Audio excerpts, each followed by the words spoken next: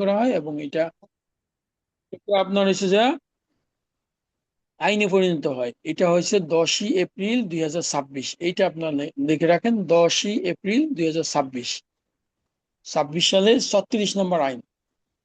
বুঝতে পারছেন? এখন যদি প্রশ্ন করা হয় দেওয়ানি কার্যবিধি বা the code of civil procedure সর্বশেষ কত সালে সর্বশেষ সংশোধনী কখন হয়, তাহলে আপনাদেরকে বলতে হবে দশে কি 10ই দশে এপ্রিল এপ্রিল দুই 2027। হাজার ছাব্বিশ এটা 26। মনে রাখবেন। কত নম্বর আইন? 26 সালে 36 নম্বর আইন। বুঝতে পারছেন? আচ্ছা, বর্তমানে প্রচলিত যে the code of civil procedure, এটা কত সালে আইন হিসাবে পাশ হয়? এটা কেউ কি বলতে পারবেন? এটা 1908 সালের 21শে মার্চ। এটা মনে রাখতে হবে। বর্তমানে প্রচলিত the code of civil procedure 1908, এটা হচ্ছে যা আইনে পরিণত হয়েছে। এটা আইন হিসাবে প্রণয়ন করা হয়েছে ব্রিটিশ পার্লামেন্ট থেকে 1908 সালের 21শে মার্চ, এবং এটা আইন হিসাবে কার্যকর করা হয়েছে, এটা প্রয়োগ হয়েছে 1909 সালে।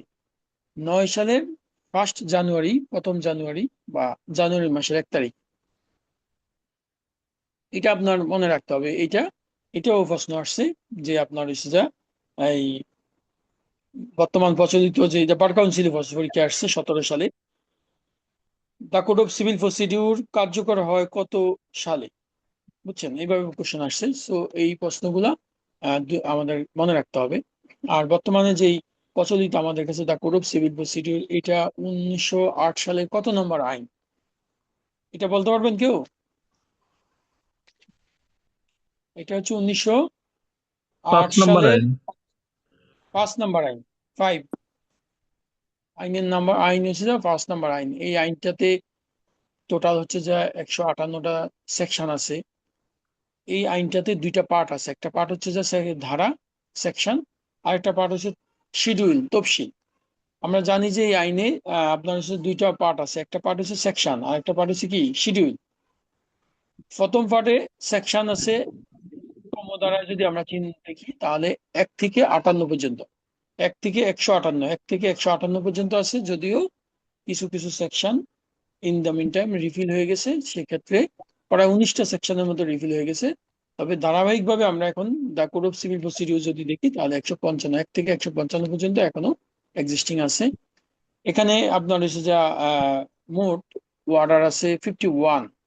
কয়টা ওয়ার্ডার আছে? 51টা। এই ওয়ার্ডার গুলো কোথায় আছে? এই অর্ডার গুলো আছে ফার্স্ট শিডিউলে, প্রথম শিডিউল, প্রথম তফসিলে। এটা মনে রাখতে হবে, এই অর্ডার গুলো আছে প্রথম তফসিলে। আচ্ছা, আমরা যেটা আরেকটা হচ্ছে কি, এখানে 5টা তফসিল আছে। 5টা তফসিলের ভিতরে ফার্স্ট তফসিল, প্রথম তফসিল যেটা, সেখানে আছে order. Order that means rules. Order include rules. Order গুলার সাথে সাথে দেখবেন যে আপনারা রুলস আছে, প্রত্যেকটা ওয়ার্ডারের সাথে একাধিক রুলস আছে। সবচেয়ে বড় ওয়ার্ডার কোনটা? দেওয়ানি কার্যবিধি the code of civil procedure সবচেয়ে বড় ওয়ার্ডার কোনটাকে বলা হয়? এমন যদি প্রশ্ন আসে তাহলে উত্তর দিতে পারবেন? 21। অর্ডার 21। 21, ওয়ান। 21। এটা কি? দ্য অর্ডার 21 এর ফাংশনটা কি? এটার সাবজেক্ট ম্যাটার কি? সাবজেক্ট ম্যাটার হচ্ছে এক্সিকিউশন অফ ডিগ্রি। বুঝতে পারছেন? আচ্ছা, তাহলে ডিগ্রি আমরা জারি। যেটা বলতেছিলাম, হ্যাঁ এটা মনে রাখতে হবে। আমরা যেটা বলতেছিলাম শিডিউল আছে 5টা। 5টা শিডিউল, ফার্স্ট শিডিউল যেটা প্রথম শিডিউল, প্রথম শিডিউলে কি আছে? প্রথম শিডিউলে আছে ওয়ার্ডার এবং রুলস গুলা প্রথম শিডিউলে। সেকেন্ড শিডিউলে কি আছে? সেকেন্ড শিডিউল বর্তমানে এক্সিস্টিং নাই, এটা রিফিল করে দেওয়া হয়েছে, এটা বাতিল করে দেওয়া হয়েছে। Third schedule, the code of civil procedure third schedule, তৃতীয় শিডিউল যেটা, সেখানে কি আছে? সেখানে আছে কালেক্টর কর্তৃক আপনার ডিগ্রি জারি পদ্ধতি। আমরা জানি যে ডিগ্রি জারির পদ্ধতি দেওয়া আছে দ্য কোড অফ সিভিল প্রসিডিউরের অর্ডার 21-এ। তাহলে এই 21 আদেশের যেই আপনার এক্সিকিউশন অফ ডিগ্রি, এটা কি কালেক্টরের জন্য প্রযোজ্য? প্রযোজ্য না। এই কারণে কালেক্টর কিভাবে ডিগ্রি এক্সিকিউশন করবে সেই বিষয়টার জন্য আলাদা প্রসিডিউর পদ্ধতিগুলো লেখা আছে কোথায়? থার্ড শিডিউলে। ফোর্থ শিডিউল যেটা, সেখানে কি আছে বলতে পারবেন কেউ? ফোর্থ শিডিউলে বেসিক্যালি থাকে হচ্ছে যা এই যে অ্যামেন্ডমেন্ট যেগুলো হয় দা কোড অফ সিভিল প্রসিডিউরের এই যে 10-এ আহ, আহ, 10-এ আপনার হচ্ছে যা সবগুলো একটু মিউট করে দিলে ভালো হবে। আলামিন সবগুলা মিউট করে দেন, তাহলে কথাটা সুন্দর শুনে যাবে। হ্যাঁ, আচ্ছা, যেটা বলতেছিলাম আপনার হচ্ছে যা এই যে লাস্ট যে অ্যামেন্ডমেন্ট আমরা যেটা দেখলাম 10 এপ্রিল আপনার হচ্ছে 2026, এই অ্যামেন্ডমেন্টটাও কিন্তু ইনক্লুড হয়েছে কোথায়? শিডিউলে। কোন শিডিউলে? ফুড শিডিউলে। অর্থাৎ আপনি যদি সিপিসির ফুড শিডিউলে যান, তাহলে যত ধরনের অ্যামেন্ডমেন্ট হয়েছে সেই অ্যামেন্ডমেন্টের যে আইনটা, এই যে 36 নম্বর আইন যেটা 26 সালের এই আইনটা, সেখানে দেখবেন যে ইনক্লুড আছে। ফিফথ শিডিউল যেটা, এটা কিন্তু বাতিল হয়ে গেছে। সো আমাদের কাছে এখন এক্সিস্টিং আছে 3টা শিডিউল। যদি প্রশ্ন আসে যে ফার্স্ট শিডিউলে the code of civil procedure first schedule প্রথম তফসিলের বিষয়বস্তু কি, তাহলে বলতে পারবেন, তাই না? আচ্ছা, তারপরে যেটা আছে সেটা হচ্ছে যা এই যে the code of civil procedure, এটা কি ধরনের আইন? এইটা কেউ বলতে পারবেন এটা কি ধরনের আইন? The code of civil procedure পদ্ধতিগত আইন। আইন কয় ধরনের বলতে পারেন? পদ্ধতিগত আইন, মৌলিক আইন। 2 ধরনের আইন, একটা ওটা হচ্ছে আইন সাবস্টেন্টিভ ল, কিন্তু দুই ধরনের। একটা হচ্ছে সাবস্টেন্টিভ ল, আর একটা হচ্ছে প্রসিডিউরাল ল। ঠিক আছে? জি জি। হ্যাঁ, এই যে আপনার হচ্ছে the code of civil procedure, এটা কিন্তু শুধু যে অনলি সাবস্টেন্টিভ অনলি প্রসিডিউরাল ল এমন না। এটা অ্যাডজেক্টিভ ল। আপনার সেটা এজ এ আপনার হচ্ছে প্রসিডিউরাল ল, এবং সেটা আপনার হচ্ছে এজ এ সাবস্টেন্টিভ ল। এটা সাবস্টেন্টিভ এবং প্রসিডিউরাল দুইটারই সংমিশ্রণ, তবে স্পেশালি এটা হচ্ছে কি প্রসিডিউরাল ল। যদি প্রশ্ন আসে, এরকম একটা কোশ্চেন আসছে, এরকম একটা প্রশ্ন আসছে যে আপনার the code of civil procedure, এটা বর্তমানে প্রচলিত দেওয়ানি আইন, দেওয়ানি কার্যবিধি, এটা কি ধরনের আইন? বা বলা হয়েছে যে নিচের কোনটি পদ্ধতিগত আইন? সেখানে আপনার হচ্ছে যা 4টা অপশন দেওয়া আছে। 4টা অপশনের ভিতরে the code of civil procedure ব্যতীত বাকি যে বাকি বাকি মানে অবশিষ্ট যেই অপশন গুলা ছিল, the penal code, the specific relief act, the contract act, তাহলে এই 4টা যদি আমরা একত্রে বিবেচনা করি, তাহলে আমরা দেখি যে শুধু only the code of civil প্রসিডিউরই কি পদ্ধতিগত আইন, প্রসিডিউরাল ল।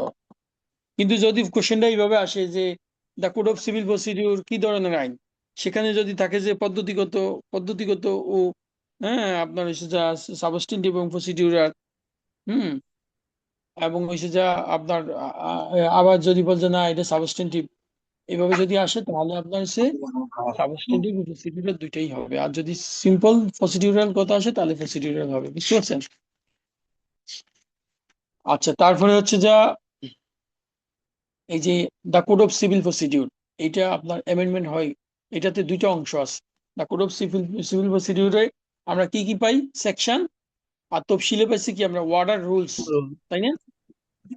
ওয়ার্ডার রুলস আছে না তফসিলে? এই যে ওয়ার্ডার রুলস আছে, এবং সাথে কি আছে? আন্ডার সেকশন 122, 122 ধারায় বলা আছে যে আপনার হচ্ছে এই আপনার কি বলা আছে? High court the code of civil প্রসিডিউরের যে রুলস তৈরি করতে পারবেন, সেই রুলস অনুযায়ী হাইকোর্ট তৈরি করছেন কি সিভিল রুলস এন্ড ওয়ার্ডার নামে একটা রুলস আছে, যেটাকে বলা হচ্ছে কি কোডের ডেফিনেশনে। আপনার হচ্ছে যা কোডের ডেফিনেশন দেওয়া আছে আপনার হচ্ছে সেকশন 2। সেখানে বলা আছে যে কোড বলতে কি বোঝায়, তখন বলছে কোড বলতে রুলস কে অন্তর্ভুক্ত করবে। বুঝতে পারছেন?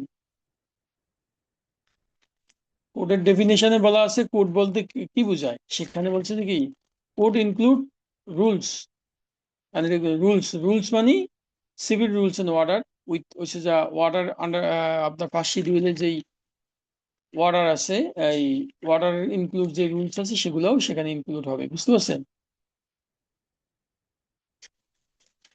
এখন যেটা এখন যেটা বলবো সেটা হচ্ছে যে আপনার যেই ওই সেকশন গুলা, এই যে সেকশন গুলা কে অ্যামেন্ডমেন্ট করে? Section, that means is the code of civil প্রসিডিউরের যে সেকশন, এটা কে অ্যামেন্ডমেন্ট করতে পারবে? জাতীয় সংসদ। জাতীয় সংসদ। এটা কোথায় বলা আছে? এটা কোথাও বলা আছে? সিভিসির কোথাও এটা বলা নাই, যেহেতু এটা আপনার সংবিধানের বলা আছে সংবিধানে, আপনার হচ্ছে যা আইন অ্যামেন্ডমেন্ট অফ আছে ল, হ্যাঁ, আপনার হচ্ছে যা আর্টিকেল 18 থেকে শুরু করে এখানে আপনার হচ্ছে যে এটা আছে যে আইন সংশোধন করা, আইন এসে যা প্রণয়ন করা, বিল আকারে প্রস্তুত আনা, বিস্তারিত বলা আছে। তো সেখানে আমরা দেখি যে আইন যেটা, যে কোনো আইন সংসদে পাশ করে এবং সে পার্লামেন্ট সে কোনো আইন পাশ করে এবং যে কোনো আইন সংশোধন বিয়োজন করতে পারে। কিন্তু আপনার হচ্ছে সেকশন 122, 122 সেকশনে বলা আছে যে আপনার বলা আছে এই সুপ্রিম কোর্ট, 122 বলা আছে সুপ্রিম কোর্ট দুইটা কাজ করার ক্ষমতা আছে। একটা কাজ হচ্ছে সুপ্রিম কোর্ট তার যে উভয় বিভাগ আছে, হাইকোর্ট বিভাগ এবং অ্যাপিলেটিভ বিভাগ, উভয় বিভাগের যেই বিধি এটা প্রণয়ন করতে পারে। সেকেন্ড বলা আছে সিভিল কোর্টের পদ্ধতি সম্পর্কে যে রুলস, আপনার প্রথম তফসিলে যে নিয়ম বিধি আছে অর্থাৎ ওয়ার্ডার আছে, সেই ওয়ার্ডার গুলো সংশোধন বিয়োজন করতে পারে। বুঝতে পারছেন? তাহলে আপনার হচ্ছে যা সেকশন 122 বলা আছে শুধু সুপ্রিম কোর্ট কি করতে পারে, সুপ্রিম কোর্ট রুলস গুলা সংশোধন করতে পারে। সেকশনের কথা বলা নাই, সেকশনের কথা বলা নাই, কারণ সেকশনের কথা তো আপনার সংবিধানই আছে। এখন প্রশ্ন আসতে পারে আপনার কাছে যে তাহলে আমরা যদি দেখি, ধরেন 26 সালে যেই আপনার সিপিসি অ্যামেন্ডমেন্ট, সেখানে আমরা দেখবো যে রুলসও আপনার সংসদ কর্তৃক কি করছে, অ্যামেন্ডমেন্ট করা হয়েছে। বুঝতে পারছেন? তাহলে কি উত্তরটা কি হইলো? আমরা দেখলাম সেকশন 122 বলতেছে হাইকোর্ট এসে এটা বাতিল করবে, সংশোধন করবে পাঁচ তফসিলে যেই আপনার রুলস গুলো আছে, হ্যাঁ, ওয়ার্ডার রুলস আছে। কিন্তু আমরা দেখি সংসদ এটা করতেছে। তাহলে কারণটা কি? কারণ হচ্ছে যে সংসদ এটা করতে পারবে। সংসদ এটা তার যে লেজিসলেটিভ পাওয়ার, হ্যাঁ, আপনার সে অ্যামেন্ডমেন্ট অফ লেজিসলেটিভ পাওয়ার, সেই অনুযায়ী সেটা করতে পারবে। কিন্তু এক্সট্রা অতিরিক্ত ক্ষমতা হিসাবে, এখতিয়ার হিসাবে সুপ্রিম কোর্টকে এটা দেওয়া হয়েছে। বর্তমান 1908 থেকে 2026 পর্যন্ত, এই পর্যন্ত এই যে 122 ধারার ক্ষমতা প্রয়োগ করে সুপ্রিম কোর্ট এখন পর্যন্ত সিপিসির কোনো রুলস অ্যামেন্ডমেন্ট করে নাই। বুঝতে পারছেন?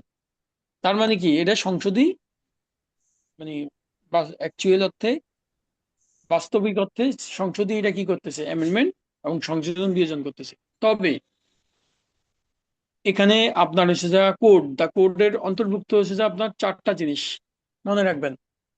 নাম্বার ওয়ান হচ্ছে সেকশন, নাম্বার টু আসসালামু হচ্ছে আলাইকুম যে, স্যার। হ্যাঁ আমাদের বলেন। জুমটা একটু সমস্যা হওয়ার কারণে গতকালকে তারা আপডেট দিতে গিয়ে অন্য একটা মেল দিয়ে আপডেট দেওয়ার কারণে আমাদেরটা মাইনাস হয়ে এটা হচ্ছে আপনার নর্মাল যে জুম সেটা হয়ে গেছে আর